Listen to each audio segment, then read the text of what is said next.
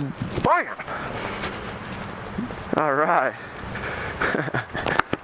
That was pretty childish, I'd say. What's up, YouTube? So, hello, Honda CBR250r, year 2012. What's up, guys? So this is my first YouTube motovlog ever, and I am a beginner rider, and I wanted to share my story and my experience growing as a beginner rider to a more experienced rider, and eventually, oh wow, okay, I'm gonna keep that in, but that was a mistake. So I've been riding for 3 weeks now, and before I started motovlogging, I definitely wanted to get in some road time before I tried multitasking.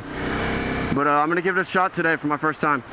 So I definitely love feedback from you guys down in the comments below, and tell me how I did. So today's topic, I wanted to kind of more lean towards kind of talking to the beginner riders like myself, and what you should consider before actually purchasing your first motorcycle. And I definitely think there's some things that you should take in consideration, such as the MSF course. I think that's a big thing. Every new entry-level rider should take, and I think as a civilian it costs anywhere from around $200, $210 maybe. I'm from Cypress, Texas, so I took my MSF course when I was in Hawaii. I was stationed there at Schofield Barracks for the past 3 years, and I had recently just got back. So I actually was able to, I'm using my GI Bill to go to school now, and I was able to afford a smaller bike. I'm only 24 years old, so I'm waiting till I'm 25 before I actually bump up engine sizes, and hopefully by then I'll be in Austin in the police academy, and by then I'll be a more experienced rider, and on top of that, insurance will drop down just a little bit.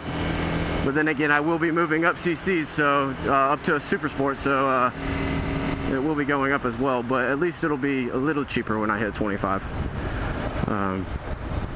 So the first thing before I actually get to the topic, I need to thank a few people, man. There's a few people that definitely inspired me into starting my own motovlog channel, and I think the first one I ever watched, actually I know the first one I ever watched was Motonocity, probably a year and a half ago, and I was like, man, I want to get a bike, and I would love in the near future to maybe start motovlogging myself and create my own channel. And so I asked one of my friends I was really good friends with in Hawaii. He's in Germany now, and so if you ever get the chance, dude, to watch my channel, you know who you are. I appreciate everything you did for me. I really do. He taught me from the ground up, and he actually taught me on a Yamaha R6 2007, and I loved it. And I remember saying to myself, oh my god, I'm gonna get a 600. I'm gonna get a 600 or a leader bike. Let me go ahead and advise you, beginner riders coming into the hobby, that is not a good idea. And that's why I want to hype on the MSF course, and doing your research beforehand, and understanding your skill level, and understanding that there are more experienced riders out there that can handle those. And I'm not saying that if you do start on a leader bike or a 600 that you're not going to be successful, but your chances of fucking up are high as a beginner rider, and you're gonna fuck up. Everybody fucks up. I fucked up on this bike, but I am so glad that it has been on this motorcycle, this 250cc, that I've been able to learn, learn and reevaluate my rides, and what I've done wrong. And I haven't done anything major wrong, but and videos to come, I'll talk about target fixation, and I should probably honestly talk about the controls of a motorcycle. I'll do a how-to on all that for you guys later down the road, but today I just wanted to talk about why I think beginner riders should start on a 250cc motorcycle before they move up. And number one, you're gonna have something to look forward to in the future after you become a more experienced rider. And number two, these 250cc bikes are much more forgiving. Please don't go around. Okay. Are much more forgiving than a 600 or a liter bike. You know, I think it comes down to maturity and your skill level as a rider. If you're gonna try and hop on one of those bigger bikes, you know, like I said, you can definitely be successful as a rider starting on a liter bike or a 600, but do you have prior experience, and are you mature enough to handle that kind of power?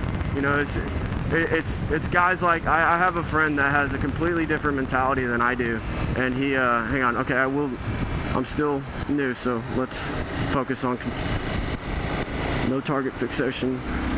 Look into the, all right, we're good. So I have a buddy that definitely does not think the way I do, and he did decide to get on a liter bike, and he got his ass handed to him. What Cycle Cruiser likes to say, man, he had a real fucked up day, and he's lucky he lived. Thank God he was wearing helmet. He was wearing helmet and gloves, and he was on a Gixxer. So that stereotype, I'd say isn't there. Like, it is there. It's definitely a stereotype for those Gixxer squids, but I want a Gixxer, and I'm not a squid. So I want either R6 or I want a Gixxer, 2008 Gixxer 600, maybe 750. I love how they have the ABC mode. And I love the Cyclops eye with the wings on the side. That's awesome. That's awesome to me. But that doesn't mean I'm gonna fucking... It's the rider that makes the bike look bad or have a bad name. It doesn't mean you can't be a fucking... Oh man, I'm definitely forgetting my blinker, but I don't want to hold up traffic. See, it might not be the best idea for me to motovlog right now, but let me know what you think in the comments below. And I'll definitely take, I'd love to hear some feedback from some more experienced riders than myself. I want to do a big shout out to Cycle Cruiser. As much as I've enjoyed watching Motonosity, Jake the Guard Snake, Yummy R6, Do It With Dan, and many others, I'd love to have fun, and that's definitely the kind of rider I want to be, but I also want to be as safe as possible in doing so. And if you're gonna be a safe rider, you need to watch Cycle Cruiser's channel. He really looks out for those beginner riders, and he really cares for the safety and wants those beginner riders to have a successful riding career. And I guess if I had a motto, it'd be to live to ride another day. You know, dress for the slide, not the ride, baby. That's totally up to you, man. That's I'm not gonna dog you. I'm still gonna give you the wave. I'll give anybody the wave. Two wheels. But I highly advise, don't be that guy that fucking gets on a fucking super sport and then hauls ass with no gear on, because it doesn't take much, man. It really doesn't. You fucking slip, fall on whatever it may be, and you bust your noggin, you're gone. You fucking and you don't get to live to ride another day. Hey, doggy. Hi. Okay, he was mad. Uh-oh. We got a shut down. Well, so I'm gonna go ahead and well, you know what? Let's just turn left. I'll talk for just one more second. So, I may have already hit that point, but definitely MSF course, guys. Even experienced riders are gonna take something out of that MSF course. They really will. It's a great course, and it'll really help you become a much proficient rider, more proficient rider. And I can't wait to hone my skills and become that rider I want to become, and hopefully become a better motovlogger in time. And that's pretty much it, y'all. I'm gonna wrap it up on this.